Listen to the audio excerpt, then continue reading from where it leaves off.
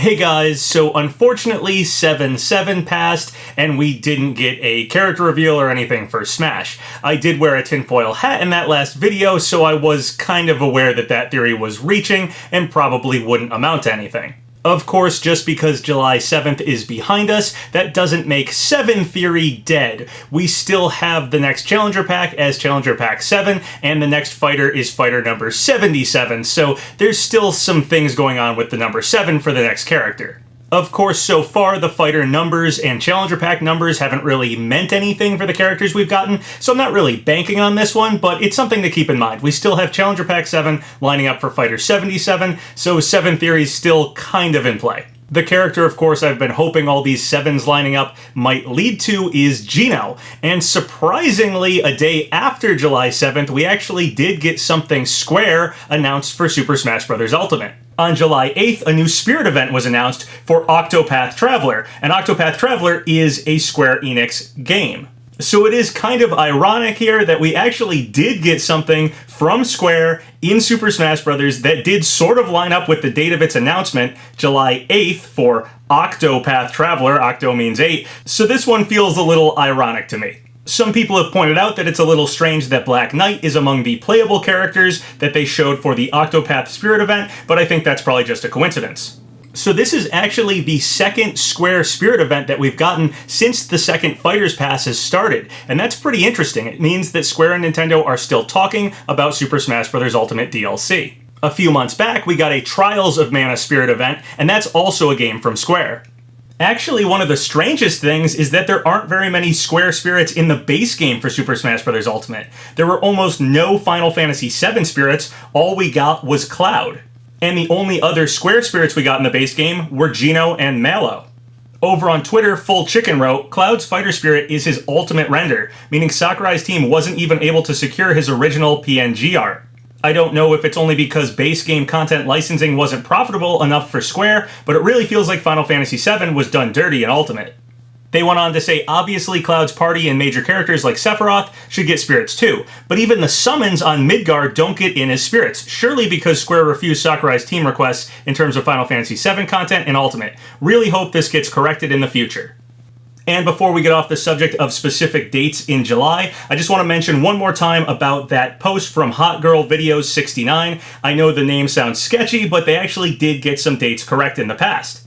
They posted out this tweet that says 6/12, 6/19, 7/6, and 7/14. 6/12 and 6/19 were both dates we did get information announced.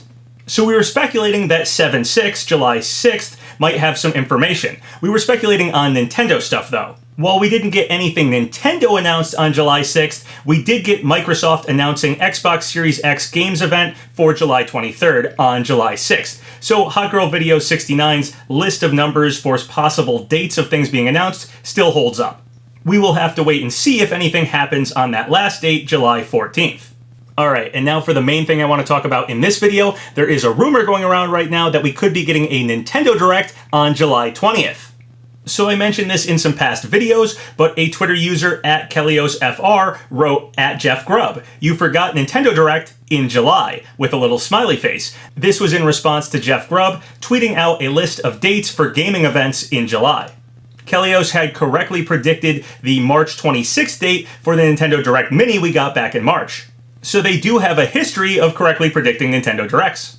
Kelios has continued to tweet out things suggesting a Nintendo Direct, so they still seem confident one is going to happen this month.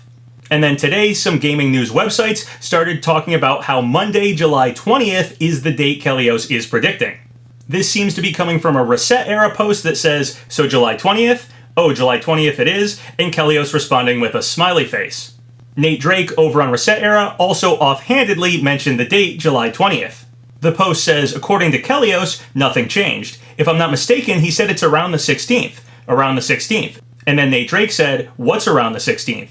Is July 20th around July 16th?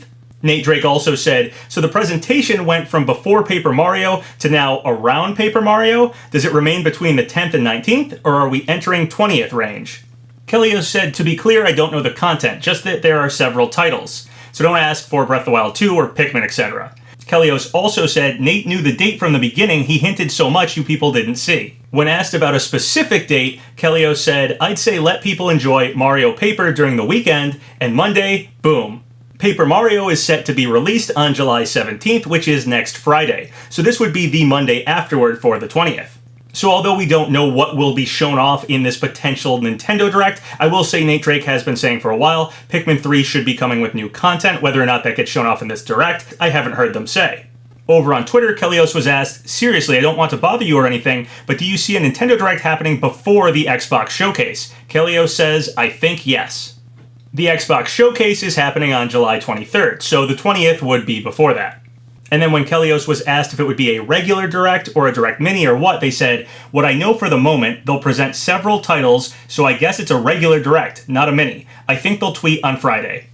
So if we add up all those messages and everything I just read, it seems like they're implying that a Nintendo Direct will be happening on July 20th, if we are going to believe what Kelios is saying here. So this is pretty exciting stuff. We could be getting a Nintendo Direct on July 20th, which is only a little over a week away. We also didn't have E3 this year, and basically the only Nintendo game we're aware of showing up anytime soon is Paper Mario. So it feels like if Nintendo had a lot of things to show off at E3, we may be seeing them fairly soon here. A few other things Nintendo did announce recently, there are more Nintendo Switch Online games coming soon. On July 15th, added to the Super NES collection, Donkey Kong Country and Championship Wrestling.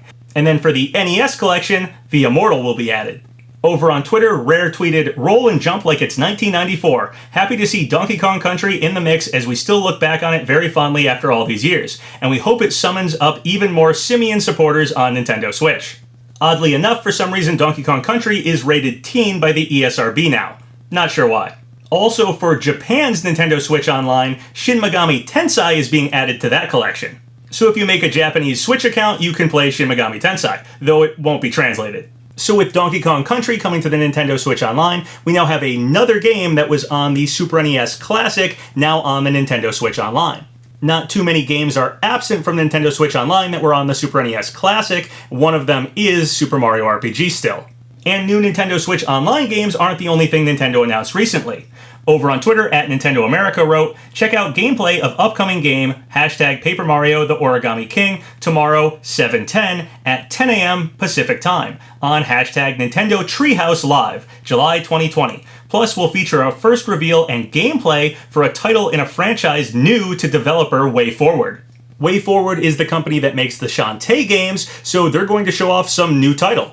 Nintendo of America also tweeted this out. They said, please note that WayForward's new title featured in Nintendo Treehouse Live is based on a third-party property. So a lot of people have been trying to guess at what WayForward's title might be. Over on Reset Era, the user Anti-Marco was shooting down possibilities for what this WayForward title could be. My Discord compiled what we know so far. Clues are, it's not a first-party game, supposedly the person worked with Nintendo before, last game was almost a decade ago, came out around 2011, not a TV show movie tie-in game, it's not Gex, remakes count. And then deconfirmed games are Epic Mickey, Ninja Turtles, Bionic Commando, Castlevania, Goosebumps, Ghosts and Goblins, Aliens, The Mummy, Splatterhouse, Klonoa, Sparkster, Earthworm Jim, Sins and Punishment 3, Ninja Gaiden, Harry Potter, Final Fight, DuckTales 2, Rayman, Echo the Dolphin, Darkwing Duck, Gex, Nothing Marvel Related, Spyro, other Konami IP, Sega IP, GoldenEye. I don't have any good guesses at this one, but it's only a day away, so we'll find out soon enough. This also isn't the only new thing from WayForward. Over on Twitter they said, by popular demand, Shantaes Revenge Director's Cut is coming to Switch and Xbox One digitally this fall. A physical Switch version of this classic action-adventure is also on the way from Limited Run Games. And Shantae's original game is also coming from Limited Run Games. It says, the original Shantae from WayForward gets a limited run for Game Boy Color and Switch in September. So for fans of WayForward and the Shantae series, there's a lot of stuff to look forward to here.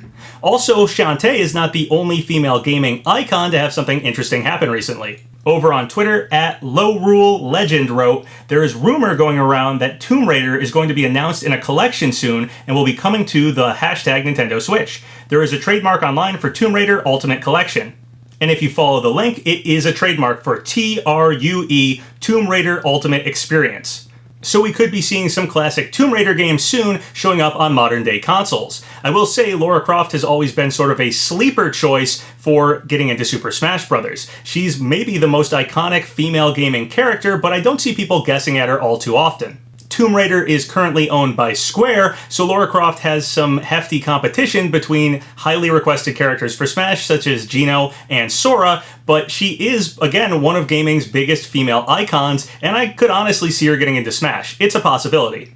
Anyway, that's everything I wanted to talk about in this video. What do you guys think? Do you think we're going to get a Nintendo Direct on July 20th? I really hope we do, as we don't know much about Nintendo's holiday lineup or what's happening for the rest of this year at all, really. So I'd love to get some Nintendo news fairly soon here.